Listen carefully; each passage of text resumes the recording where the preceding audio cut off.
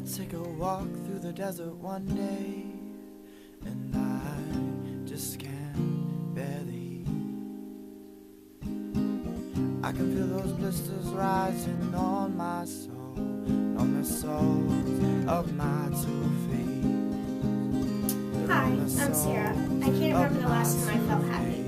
I'm alone. I always feel like no one relates to me. I don't really have any friends. I used to when I was younger, but now it's come to a point where I feel like I can't relate to anyone. When I'm in situations where people my age are around me, I get tongue-tied and my face turns red, and I feel like I can't relate to anyone else. Like I said, when I was a kid, it was different. Everybody around me acted like me and was the same way as me, I felt like, because many kids are similar. Now that I'm older, I don't feel like my life is my own. I'm afraid that I'm going to end up like one of those crazy people that lives with their parents forever and has no job, no friends, and no life. Hi, I'm Vicki, Sarah's mom. Sarah's just a wonderful kid. She's loving and responsible, and she'd be such a great friend to somebody if she had any friends. That's the problem. She's never happy anymore. When she was in elementary school, she used to have friends, but even when she was little, she didn't like to go anywhere without me. She always wanted me there, and, I thought she'd outgrow it. But anytime she has to talk with somebody, she will want me there. Like if she has to return something to the store or she needs to go to the doctor, she asks me to come along, and then when it's time to talk, all of a sudden she's disappeared, gone to the restroom or whatever. So I'm just really concerned about her. The other day I sent her outside to bring the trash cans in, and all of a sudden she comes running in like the devil himself is after her. And I started to say, Sarah, what's wrong? And then I heard the mailbox close.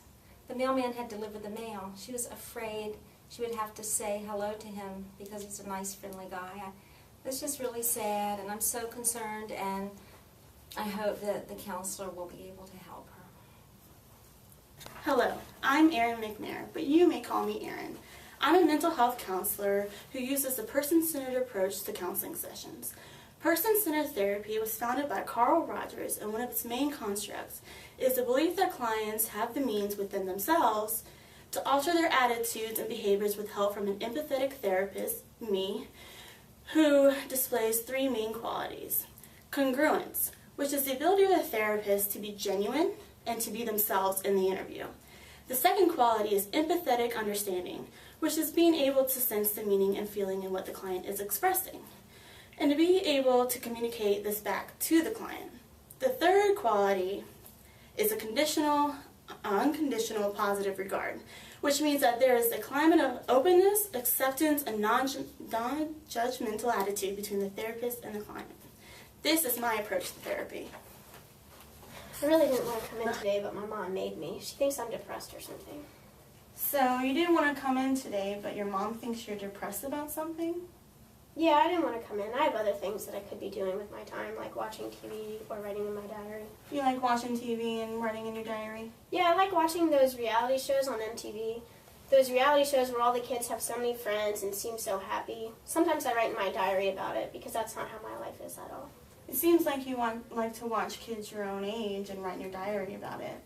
Yeah, I just like to write. Sometimes I like to pretend, like I said, that I'm them. And my life would be better if it was more like that.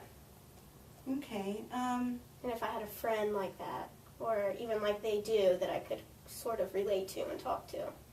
So you sound a little sad that you don't have a friend or you think you could have a friend to talk to. Yeah, sometimes I do get sad. I used to have friends in elementary school, but then they all became popular, and I just kind of realized that they didn't want me around. It sounds like something that makes you sad, especially you feel like they don't want you around. Is that hard to talk about? Well, I don't talk about it. My mom is always prying and trying to get me to talk about it and make friends, but it's not something that comes easily to me. It comes easily to her. She's like a chatty Cathy or something, but when I'm around people, I don't like to talk. I get uncomfortable, and it just makes me nervous. Sometimes I hate my mom because it comes so easily to her, and I know that's awful. To hate your own mother, I guess I'm a terrible person, don't you think? No, of course not. Everyone has feelings of frustration and resentment sometimes. Often that's the very ones that you are closest to that you get frustrated with.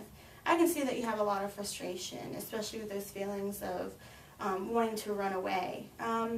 Why don't you tell me about one of those times when you felt like you were put in a situation you wanted to run away from?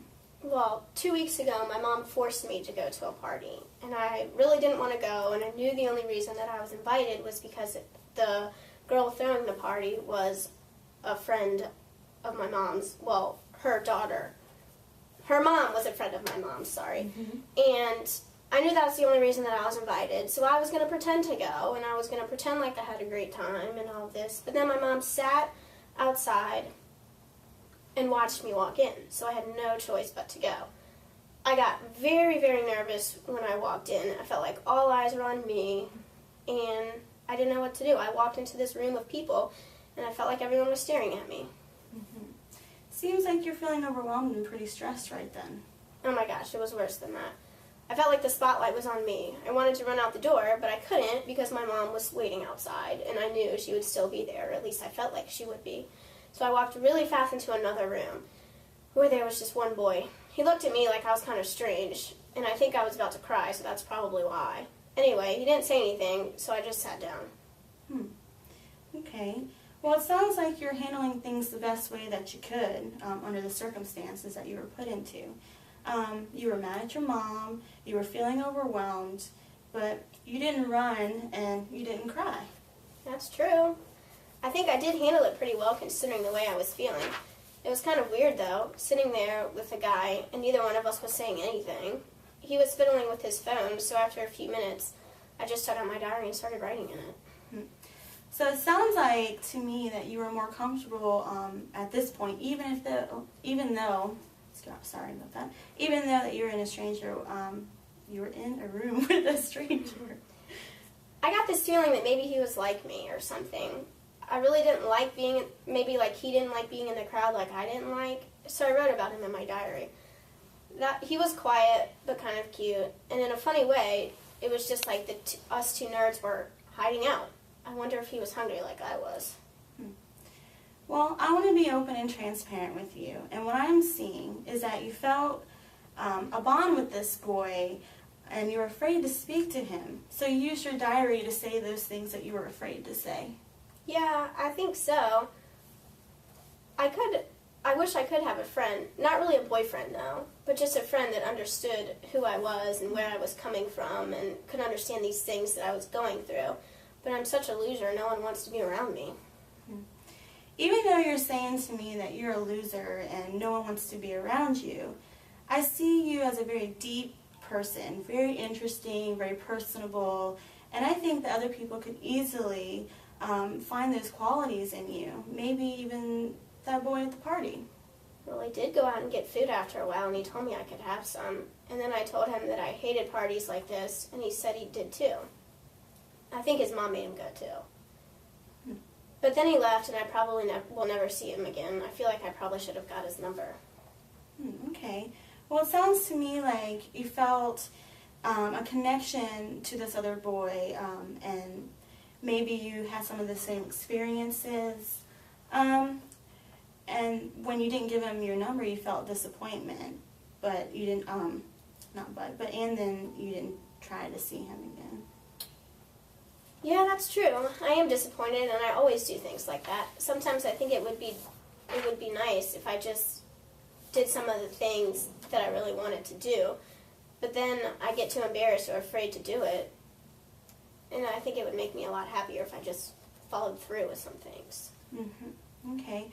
Well, I can tell you that you have a lot of insight into your situation, and that and those tools are. I'm going to try this again. I can tell that you have a lot of insight into your own situation, and that the tools to a happier you are just right inside here. I can feel how much you want to change, and that you know what you can do. It makes me feel good that you have confidence in me.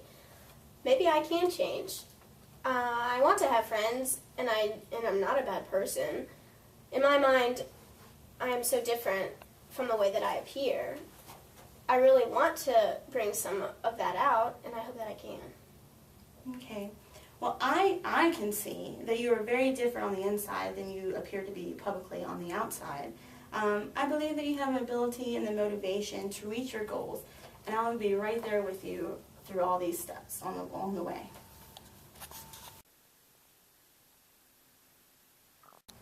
It's been 6 months now since Sarah first came to see me, and I have some great news.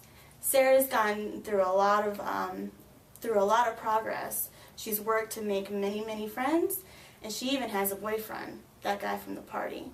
So I'm glad and very proud of Sarah, and I'm glad that I was there for her progress. It's been 6 months now since Sarah went into counseling. I'm really happy with the changes I've seen in her. What's more important is that she's happy with the changes in herself. She said it was so important to find a counselor that really understood her, and I get that. I've even been thinking about going into counseling myself. Things have been a little lonely around my house. Sarah is out with her friends or with her boyfriend all the time. You know what they say. Be careful what you wish for. These past 6 months have been great. Aaron has helped me tremendously. I'd say within the past probably 4 months I've been able to come out of my shell and make lots of friends. I actually came to realize that that boy from the party goes to school and I had just never known because I'd never, I guess, taken the opportunity or felt comfortable enough to look at the people around me. So I have a couple of friends that I go to school with, and we hang out, we get to know, we do that kind of thing. And then I also have my boyfriend, so I don't sit at home with my mom all the time. Wake up in the morning just to see your eyes. Wake up in the morning and to my surprise, you're laying there right next to